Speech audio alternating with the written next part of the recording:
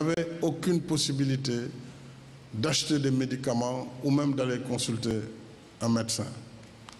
L'ambition, c'est de faire en sorte, d'abord en 2017, qu'on ait atteint à la fin de l'année 60% de taux de couverture maladie. Nous sommes, en tout cas jusqu'en décembre, nous étions à 47%. Il y a encore quelques efforts à faire, mais je pense que nous allons y arriver. Et au bout de 2 ou 3 années à venir, nous pourrons complètement atteindre cette couverture universelle. J'ai aussi mis en place pour 300 000 familles, parmi les plus vulnérables de notre pays, des bourses de sécurité familiale, ce qui impacte au moins 3 millions de personnes. Et ça fait partie aussi de la solidarité inclusive. Le troisième axe vise à doter notre pays d'un état de droit. L'état de droit basé sur une justice équitable, basé sur la bonne gouvernance, basé sur la promotion de la paix et de la sécurité. Oui, il est possible de construire le Sénégal de nos rêves. Le Sénégal qui offre à chacun d'entre vous les opportunités pour mettre à profit ses talents et potentialités. Un Sénégal moderne, ancré dans la démocratie, solidaire et toujours hospitalier. Oui, en vous engageant dans une citoyenneté active et responsable, vous apportez votre pierre à l'édification de notre demeure commune, qui est ce beau pays, le Sénégal. Modèle de démocratie et de tolérance, pays dont la générosité de la jeunesse justifie tous les espoirs. Je vous félicite encore pour cette mobilisation exceptionnelle, pour votre enthousiasme et votre détermination à participer à la construction citoyenne qui est un aspect important de notre projet d'émergence. Je vous remercie.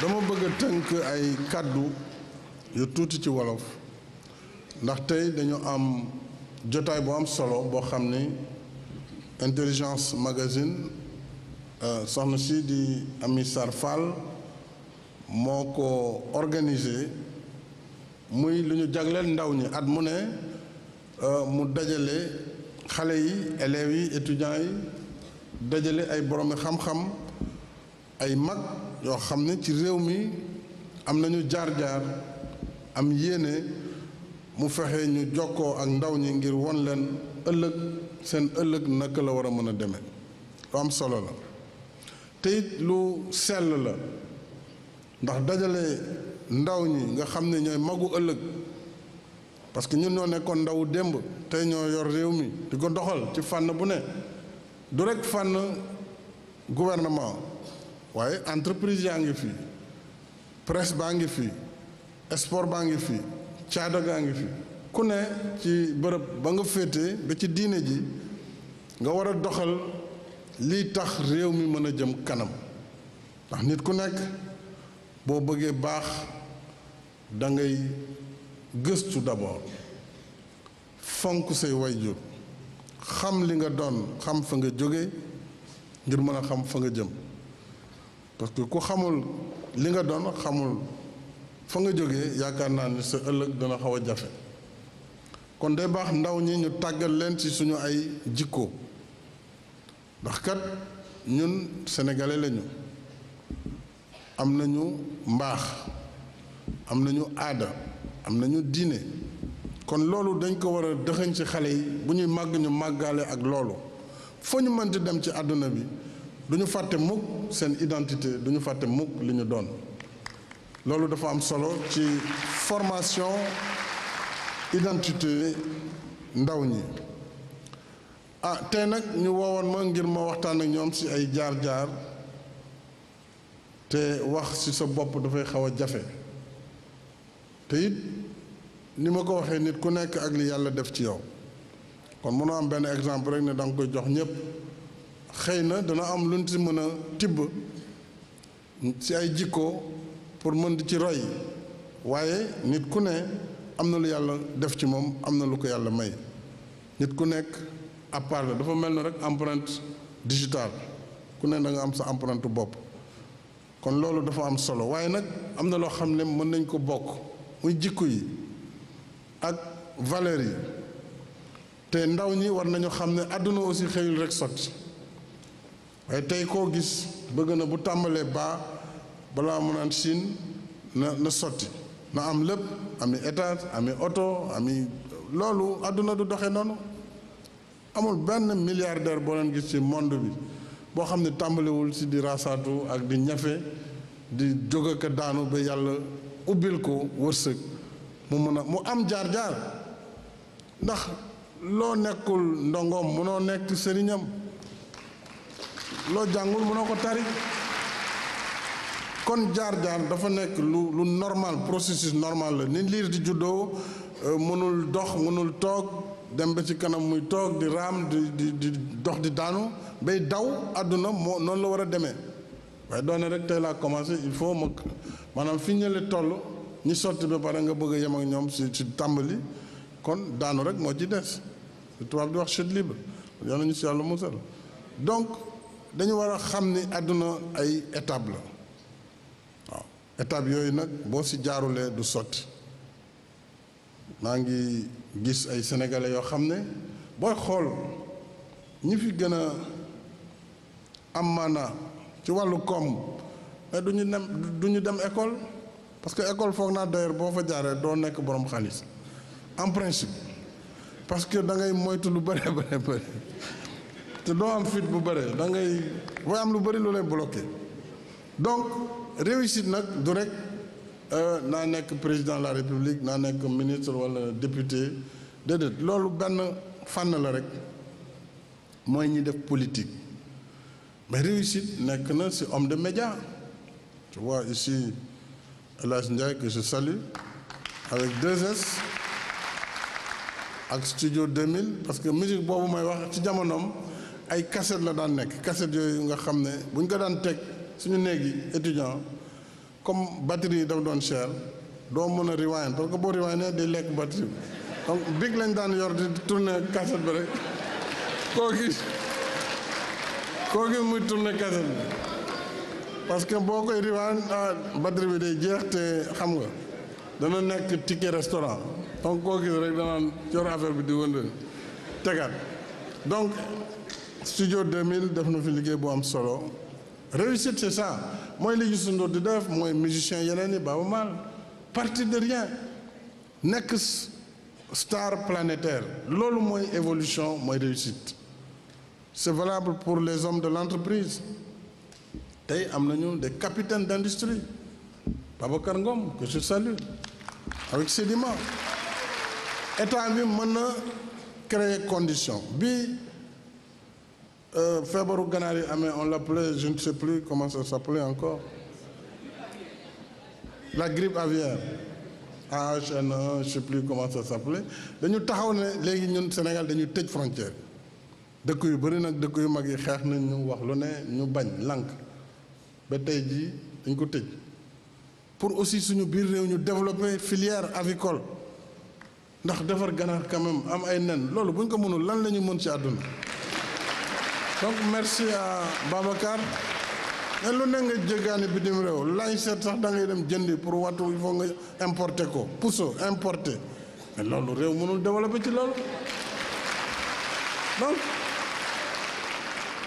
il faut ñu xam ne réussite bi donc du rek ñi nekk ci bureau yi bu njëkk ba nag loolu la ñu amoon parce que bi colon bi demee ñëpp dañ bëggoon nuru tubaab bi fi nekkoon alors je dis pas du mal des colons hein je veux au départ des colons tout le monde a voulu être bureaucrate voilà administrateur et puis ñu am administration de commandement ku nekk bëgg a nekk chef alors donc ñi njëkk a jàng ñëpp dañu bëggoon nekk ay bureaucrate boo bëggee jàng leneen tax ñu ne la yow xanaa naroo tekki. Je me rappelle man bu ñu ne lan ngeen di jàng ñu ne bon il fallait définir c'est quoi la géologie en wolof c'était pas évident dañ ne ah ci de ay xeer lay jàng ay doj. Alors parfois les gens disaient à nos pères mais yéen seen doom ji moom xam na naka lay nit di jàngee ay doj des cailloux parce que les gens ils voyaient il faut être avocat il faut être préfet gouverneur monsieur le gouverneur il fallait être voilà mais aller être technicien vétérinaire ou voilà. Or aujourd'hui la réussite c'est pas seulement de travailler pour l'État, c'est surtout de travailler pour soi-même, créer son entreprise ou sa micro-entreprise, faire des services. Et je pense que les jeunes ont de bonnes perspectives puisqu'avec le développement de l'Internet il y a beaucoup de choses, beaucoup de productions à faire dans les contenus. Et ça, c'est l'affaire de la nouvelle génération. kon jàpp naa ne daal li gën a am solo nag mooy da ngeen di gëm seen bopp. gëm sa bopp mooy li américains yi doon tuddee be yourself. nit da ngay xam sa bopp gëm sa bopp sois toi-même. loolu am na ay borom xam-xam yu mag yoo xam ne ci àdduna xam nañu seen jaar-jaar ak seen philosophie de la vie ku ci mel nu Mahatma Gandhi danaa si mën ñëwaat ci kanam su amee ay discussion joxe na ay valeurs yoo xam ne bu ko nit ki làmboo dana ko mën a dimbale bu baax a baax ci àddunaam ak ci ni muy dundee ak société am donc loolu day wane itam ne réussite maanaam tekki du rek am alal certes alal am na solo parce que xaalis mën na faj ay aajo waaye nag mënul faj lépp xaalis benn mag daan na wax lu mu la fekk rek daf koy yokk ci yow su la fekkee nga baax sa mbaax dana gën a feeñ waaye bu la fekkee ngay saay-saay sa caay-caay day yokk parce que day nekk saay-saay bu am alal donc xaalis du finalité mais moyen la mën nga ci def lu baax waaye mën nga ci def aussi lu baaxul kon warul nekk lu ñuy omnibuler ci suñu société war nañu xool lu ñu mën a defal suñu njaboot lu ñu mën a defal suñu dëkk lu ñu mën a defal suñu réew donc jikko yooyu nag yaakaar naa ne war nañ ko bokk yéen ndaw ñi ngir ñaax leen ngeen continuer si di góorgóorlu ku ne ci fa ngay yëngatu ngir ëllëg yàlla mën la fekk si sa bëgg-bëgg. Bonjour Monsieur le Président de la République, bonjour à tous. Donc je m'appelle Absa Bourigay, je suis en classe de terminale au lycée international bilingue Ouaka. Et la question que je voulais poser au président, c'était quelle est votre définition du succès? Quelle est votre définition du succès? Je m'appelle Ndeye Fatou Mbaye, élève de la première S2 au lycée de Mbao. Aujourd'hui, je suis trop honorée et j'ai un grand plaisir d'être en face de ce grand public et en face de la plus haute personnalité du Sénégal, M. Macky Sall.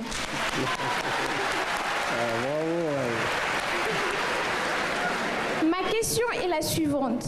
Monsieur le Président de la République, de Ndouloumadji au palais présidentiel, vous avez sans doute suivi une trajectoire parsemée d'épreuves. Ainsi, nous souhaiterions que vous parliez à la jeunesse scolaire de notre pays, de cette auguste assemblée, en un seul mot, du secret de votre réussite. Merci. Merci. Je m'appelle Eddy Félix Honoré Cabral et je représente l'ensemble des élèves et étudiants du cours Sainte-Marie de Anne.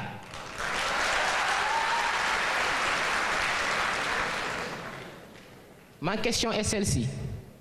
Dans votre ascension, Monsieur le Président, au plus haut poste de responsabilité de l'État, quelles ont été vos convictions et motivations qui, à nous, élèves et étudiants du cours Sainte-Marie de Anne, pourront nous servir de référence, mais aussi qui pourront optimiser notre désir de réussite et de servir notre pays, qui est le Sénégal.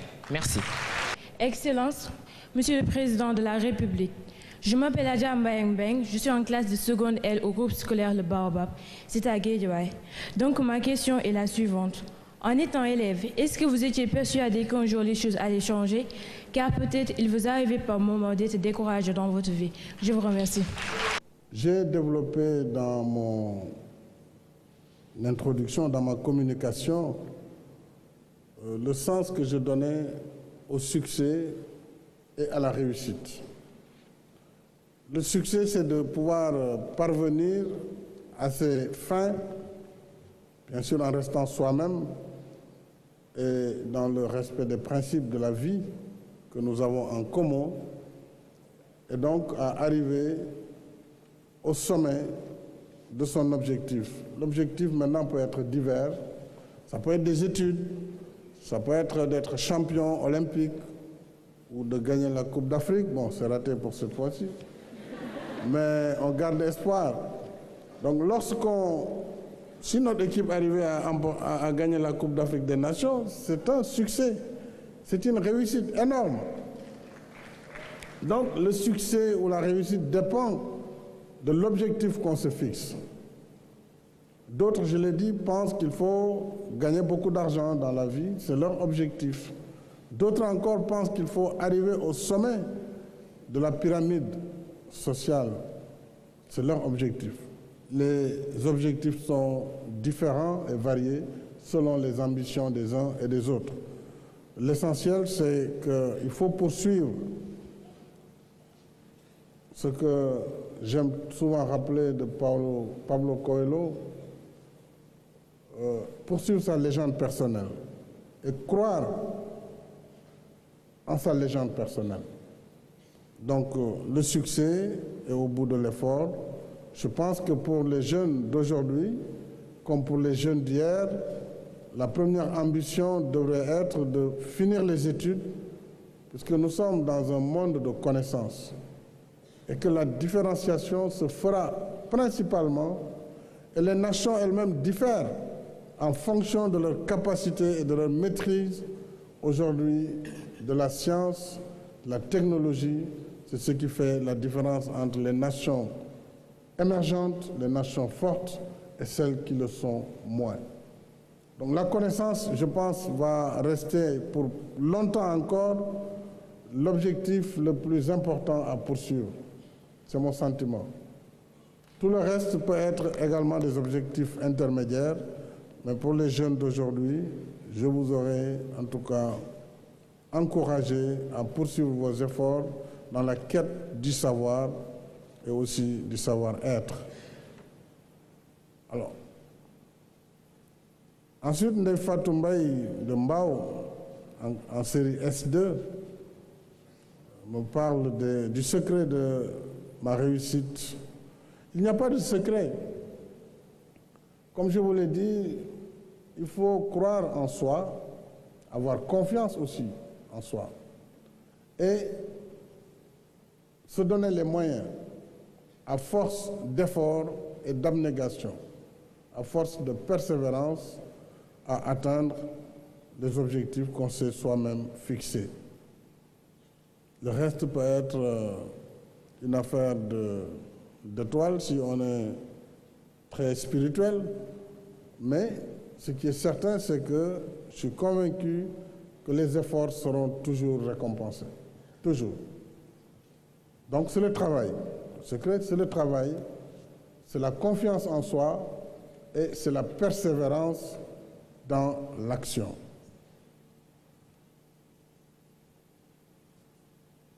Alors, quelles ont été mes convictions et motivations selon Élie Félix Honoré Cabral du cours Sainte-Marie de Anne?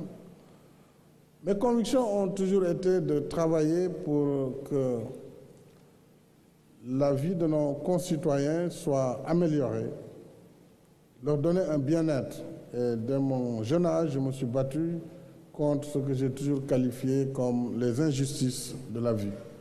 Et dans tout mon programme politique, dans toutes mes actions, même en tant que président de la République, c'est de réduire les inégalités, de façon à permettre à chacun de pouvoir se réaliser. Donc, l'objectif reste encore une fois, de se mettre au service de sa communauté, au service de son pays, pour faire bénéficier à son pays des avancées qui seront au bénéfice de toutes et de tous. Alors, la question de Adja Mbayang Mbang, je ne l'ai pas bien notée à la fin, mais je crois savoir, peut-être elle peut préciser cette question. Aïda,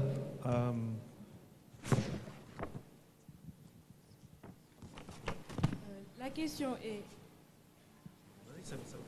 en étant élève, est-ce que vous étiez persuadé qu'un jour les choses allaient changer? Car peut-être il vous arrivait par moment d'être découragé dans votre vie. Oui. Non, je savais en tant qu'élève, puis en tant qu'étudiant, qu'il fallait réussir. Bon, là-dessus, je pense, étant dans la moyenne des élèves, des bons élèves, disons, dans la moyenne. Donc la réussite était quelque chose de tout à fait naturel, mais qu'il fallait juste travailler pour réussir ces examens année après année. Et à partir d'un moment, on commençait à avoir des vocations. C'est ce qui m'a amené en tout cas vers les filières scientifiques. Et moi, je voulais devenir ingénieur et par la grâce de Dieu, j'ai fait donc la formation que je voulais faire. Et j'ai réussi cette formation. Donc, et ça a été une vocation suscitée à l'époque par le développement de projets comme MIFERSO. On parlait beaucoup de fer du Sénégal oriental, et c'est ça qui m'a orienté vers la géologie et donc les sciences de la Terre. Oui, parfois on doute parce que dans la vie, il y a le doute, il y a également des moments de plus grande certitude. Mais la vie, c'est un tout, comme je dis. Parfois on peut douter, mais on reste concentré sur l'objectif qui était de finir les études, de réussir sa vie professionnelle et sociale et d'être au service de son pays. C'est pourquoi d'ailleurs je voudrais vous partager avec vous quelques réponses qui ont été données par un grand penseur du XXe siècle, Mahatma Gandhi, à certaines questions de la vie qui nous interpellent tous et tous les jours. Alors, on lui disait quel est le plus grand obstacle. Gandhi disait c'est la peur. Donc n'ayez pas peur, n'ayez jamais peur. La plus grande erreur, Gandhi disait, c'est de céder. Il ne faut pas céder devant l'incertitude. La racine de tous les maux, Gandhi répondait, c'est l'égoïsme. Ne soyez jamais égoïste. La plus belle distraction, et là, Gandhi dit, c'est le travail. Le travail, la plus belle distraction. La pire défaite. Alors, Gandhi répondait, c'est le découragement. Il ne faut jamais se décourager.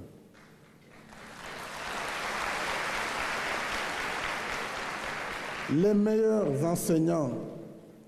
Alors, sa réponse était les enfants, donc la jeunesse aussi. Ce qui rend heureux. Il disait être utile aux autres. Le plus grand mystère, hélas, c'est la mort. Le pire défaut, les sautes d'humeur. Les sautes d'humeur, c'est aujourd'hui une grande maladie des élites. Parce que nous avons un ego tellement surdimensionné que ça freine beaucoup d'entre nous dans leur ambition. Ça crée beaucoup de problèmes, ça suscite des erreurs. Donc évitons les sautes d'humeur, évitons également l'ego.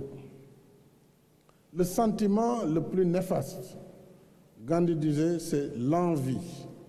Ne soyez jamais envieux. Bu leen ñee kenn, bu leen gis lu kenn am, parce que loolu mooy indi jalousie, mooy indi envie, mooy tax sa xol du neex alors que war nga am xol bu neex. Mais fu ñu la fekk yaa ngi mer, yaa ngi xultu, yaa ngi saaga, loolu yàlla ñu si yàlla musal.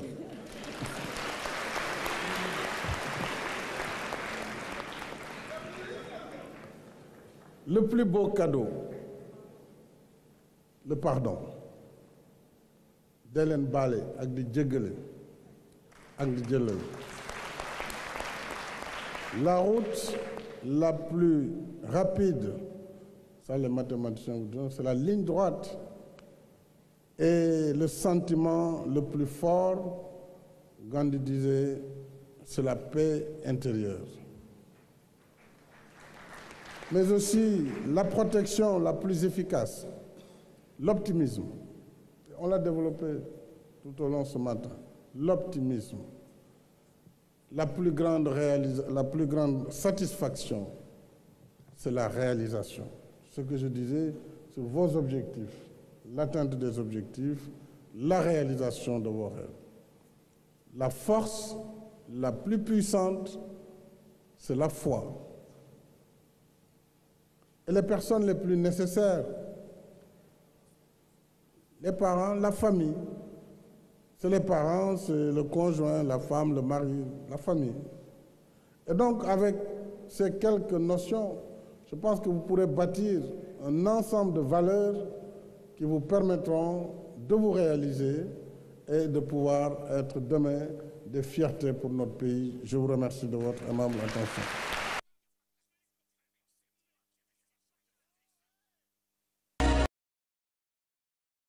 H1, je ne sais plus comment ça s'appelait.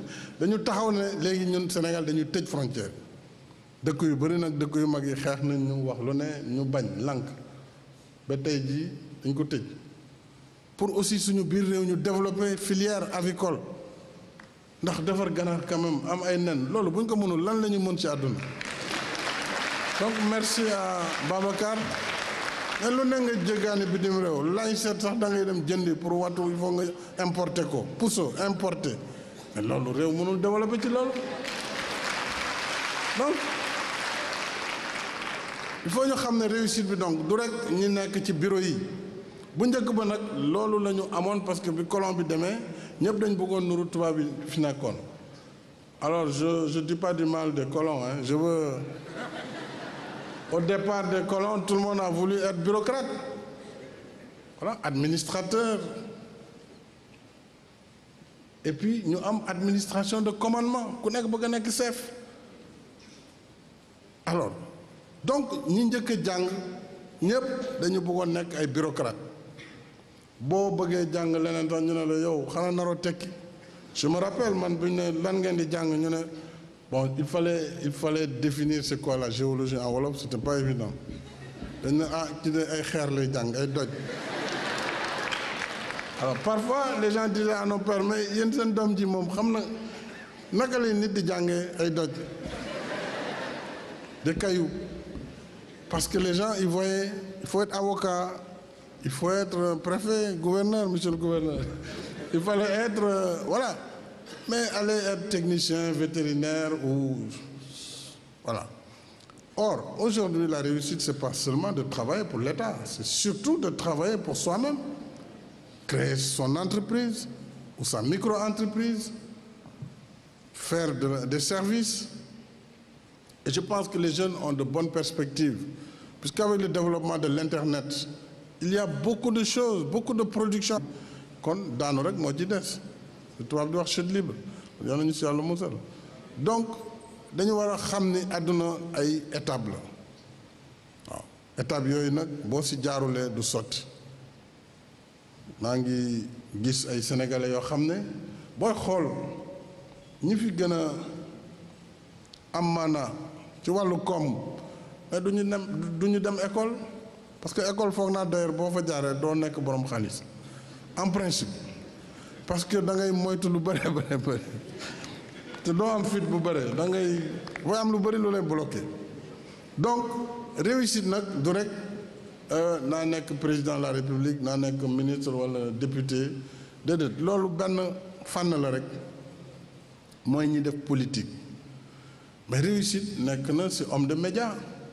Tu vois ici El Hadj Ndiaye que je salue avec 2S ak studio 2000 parce que musique boobu may wax ci jamonoom ay cassette la daan nekk cassette yooyu nga xam ne bu ñu ko daan teg suñu néeg yi étudiant comme batterie yi dafa doon cher doo mën a rewind parce que boo rewind day lekk batterie bi donc big lañ daan yor di tourner cassette bi rek koo gis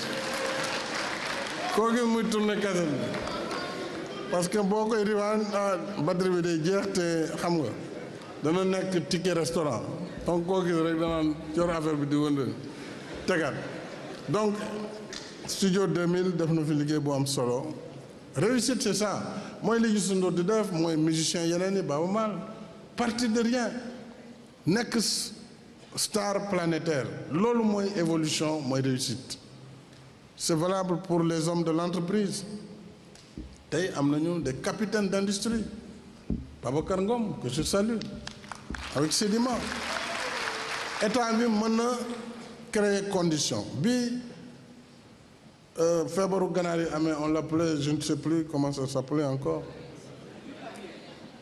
la grippe aviaire n'avait aucune possibilité d'acheter des médicaments ou même d'aller consulter un médecin. L'ambition, c'est de faire en sorte, d'abord en 2017, qu'on ait atteint à la fin de l'année 60% de taux de couverture maladie. Nous sommes, en tout cas jusqu'en décembre, nous étions à 47%. Il y a encore quelques efforts à faire, mais je pense que nous allons y arriver. Et au bout de 2 ou 3 années à venir, nous pourrons complètement atteindre cette couverture universelle. J'ai aussi mis en place pour 300 000 familles, parmi les plus vulnérables de notre pays, des bourses de sécurité familiale, ce qui impacte au moins 3 millions de personnes. Et ça fait partie aussi de la solidarité inclusive. Le troisième axe vise à doter notre pays d'un état de droit. L'état de droit basé sur une justice équitable, basé sur la bonne gouvernance, basé sur la promotion de la paix et de la sécurité. Oui, il est possible de construire le Sénégal de nos rêves. Le Sénégal qui offre à chacun d'entre vous les opportunités pour mettre à profit ses talents et potentialités. Un Sénégal moderne, ancré dans la démocratie, solidaire et toujours hospitalier. Oui, en vous engageant dans une citoyenneté active et responsable, vous apportez votre pierre à l'édification de notre demeure commune, qu'est ce beau pays, le Sénégal. Modèle de démocratie et de tolérance, pays dont la générosité de la jeunesse justifie tous les espoirs. Je vous félicite encore pour cette mobilisation exceptionnelle, pour votre enthousiasme et votre détermination à participer à la construction citoyenne qui est un aspect important de notre projet d'émergence. Je vous remercie.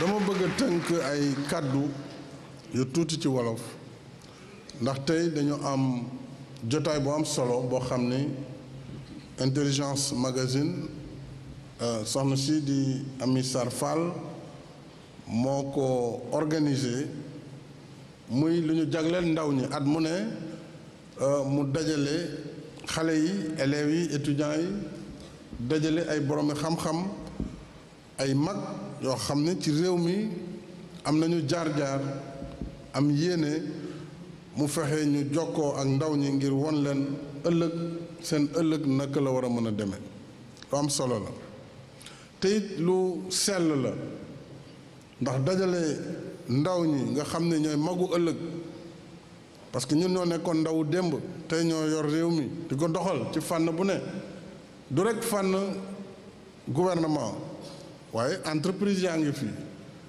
presse baa ngi fi sport baa ngi fi caada gaa ngi fi ku ne ci bërëb ba nga féete ba ci diine ji nga war a doxal lii tax réew mi mën a jëm kanam ndax nit ku nekk boo bëggee baax da ngay gëstu d'abord fonk say wayjur xam li nga doon xam fa nga jóge ngir mën a xam fa nga jëm parce que ku xamul li nga doon xamul fa nga jógee yaakaar naa ni sa ëllëg dana xaw a jafe kon day baax ndaw ñi ñu tàggal leen ci suñu ay jikko ndax kat ñun sénégalais lañu am nañu mbaax am nañu aada am nañu diine kon loolu dañ ko war a dëxëñ ci xale yi bu ñuy màgg ñu màggaale ak loolu foo ñu mënti dem ci àdduna bi du ñu fàtte mukk seen identité du ñu fàtte mukk li ñu doon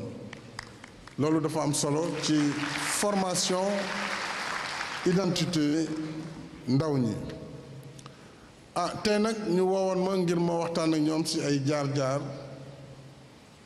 te wax ci sa bopp dafay xaw a jafe te it ni ma ko waxee nit ku nekk ak li yàlla def ci yow kon mënoo am benn exemple rek ne da nga koy jox ñépp xëy na dana am luñ ci mën a tibb ci ay jikko pour mën di ci roy waaye nit ku ne am na lu yàlla def ci moom am na lu ko yàlla may nit ku nekk à part la dafa mel na rek empreinte digitale ku ne da nga am sa empreinte bopp kon loolu dafa am solo waaye nag am na loo xam ne mën nañ ko bokk muy jikko yi ak valeurs yi te ndaw ñi war nañu xam ne àdduna aussi xëyul rek sotti waaye tey koo gis bëgg na bu tàmbalee balaa mu naan Chine na sotti na am lépp ami étage ami oto ami loolu àdduna du doxee noonu amul benn milliardaire boo leen gis ci monde bi boo xam ne tàmbaliwul ci di rasaatu ak di ñafe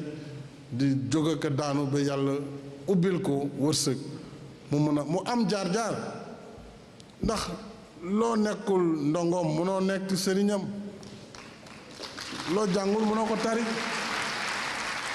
kon jaar-jaar dafa nekk lu normal processus normal la ni liir di juddoo mënul dox mënul toog dem ba ci kanam muy toog di raam di dox di daanu bay daw àdduna moo noonu la war a demee waaye doone rek tey laa commencé il faut maanaam fi ñële toll ñi sotti ba pare nga bëgg a yem ak ñoom ci tàmbali